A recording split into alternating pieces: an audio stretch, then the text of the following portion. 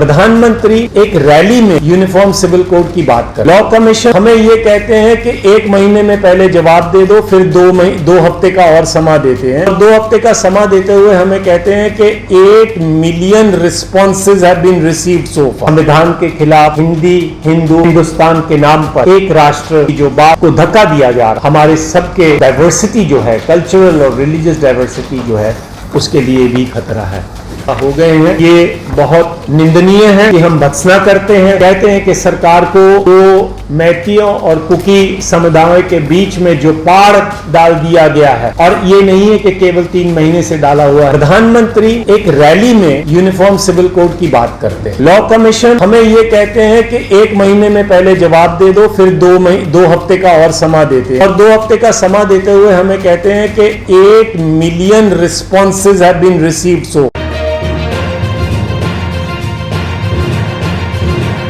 के लिए भी खतरा है। और SC, ST और OBC के मामले में सरकार बाजा तो ये बजा रही है कि वो डिस्क्रिमिनेशन खत्म करेगी, दरअसल वो इनके लिए जो रिजर्वेशन है उसको खत्म करना चाहती है, और उसके लिए भी ये बहुत बड़ा खतरा है। जो हमारा फेडरल ढांचा है, जिसमें राज्यों का, सूबाओं का जो अधिकार है, सरकार उसको छीनना चाहती है। हर कदम पर उसको कभी लॉ एंड ऑर्डर के नाम पर, और कभी इस तरीके के प्रावधान लाकर जो मसला कॉन्करेंट लिस्ट में है वो यूनियन लिस्ट में लाकर वो ये कदम उठाना चाहती है। सो ये एक फेडरल स्ट्रक्चर जो है संविधान का, उसके लिए भी खतरा है। और आखिर में दोहराते हुए इन सभी बातों का समूह यह है कि एक बहुत ही घिनौना सभ्याचार के खिलाफ, संविधान के खिलाफ, हिंदी, हिंदू, हिंदुस्तान के नाम पर एक राष्ट्र की जो बात को धक्का दिया जा रहा है, ये हमारे सबके डाइवर्सिटी जो है, कल्चरल और रिलीजियस डाइवर्सिटी जो है, उसके लिए भी खतरा है। आखिर में हमने ये भी कहा कि जो मणिपुर के हालात आज पैदा हो गए हैं, ये बहुत निंदनीय है, इसकी हम भत्सना करते हैं। हम कहते हैं कि सरकार को जो मैतियों और कुकी समुदाय के बीच में जो पाड़ डाल दिया गया है, और ये नहीं है कि केवल 3 महीने से डाला हुआ है, इसका पूरा एक इतिहास है पीछे, इसको एकदम से बंद किया जाना चाहिए, और सरकार को तुरंत ऐसे कदम उठाने चाहिए ताकि जो वहाँ पर एक अमन का जो माहौल है, शांति का जो माहौल है, वहाँ पर पैदा हो सके। मेरा सवाल है सर, मैं पीयूष पांडे हूँ, TV9 भारतवर्ष से। पहला सवाल ये है कि आप लोगों ने क्या विधि आयोग को अपनी सुझाव भेजे हैं? दूसरा सवाल ये है कि पर्सनल लॉ के नाम पर जो महिलाओं के साथ व्यवहार किया जाता रहा है सदियों से, क्या उसमें बदलाव को लेकर के आपने कोई विचारधारा या विचार किया है आपस में? तीसरा मेरा सवाल ये है कि आरक्षण में किस तरह से बदलाव किया जा सकता है UCC के जरिए, ये मैं जानना चाहता हूँ। एक एक करके सवाल का जवाब लेंगे। पहली बात यह है कि यहाँ पर, जैसे मैंने शुरुआत में कहा, बहुत सारी संगठनों ने हिस्सा लिया है। कुछ संगठनों ने इनमें से लॉ कमीशन को अपना जो मेमोरेंडम है वो दिया है। उन्होंने अपने अपने जो ग्रुप्स हैं या कम्युनिटीज़ हैं, उस हिसाब से अपनी राय उन तक पहुंचाई है। दूसरी बात जो आपने कही है, सवाल ये उठ रहा है कि 3 चीज़ें आप देखिए।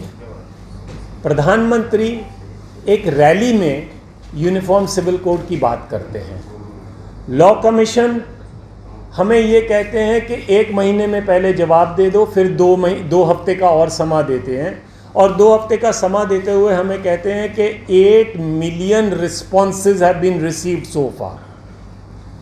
The parliamentary committee headed by the former deputy speaker of Bihar, deputy chief minister of Bihar, mister Sushil, क्या नाम है उनका, सुशील मोदी, वो ये कहते हैं कि अभी हम सरकार से बातचीत कर रहे हैं, वो सरकार का ही हिस्सा है, और हमें बता रहे हैं कि हम सरकार से बातचीत कर रहे हैं, कि नॉर्थ ईस्ट को इससे अलग किया जाए। तो ये जो आप हमारे से सवाल पूछ रहे हैं कि औरतों के बारे में प्रावधान क्या होगा, या नहीं, मैं जवाब दे रहा हूँ। औरतों के बारे में प्रावधान क्या होगा या रिजर्वेशन के बारे में हम क्या सोच रहे हैं, यहाँ पर इन सभी मुद्दों पर बातचीत हुई है। हमने डिस्कस किया है कि सरकार औरतों के नाम पर क्या करना चाहती है, लेकिन हम अपनी जो साझी राय है या इंडिविजुअल राय है उसके बारे में हम तब बात करेंगे जब सरकार हमें कोई खरड़ा दे, हमारे से बातचीत करे, कौमों से बातचीत करे, फील्ड में जाए, डिस्कशन करे और हमें बताएं कि जो 41st लॉ कमीशन की रिपोर्ट थी जो कहती है कि the uniform civil code is neither necessary nor possible.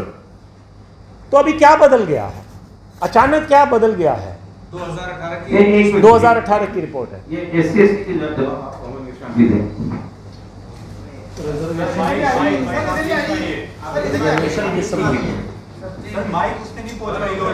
Hello, हाँ आप यहाँ पर आइए। बिल्कुल भाई, ये आवाज जाना चाहिए। उनको इमेज चाहिए, उनको तस्वीर चाहिए। आ रहे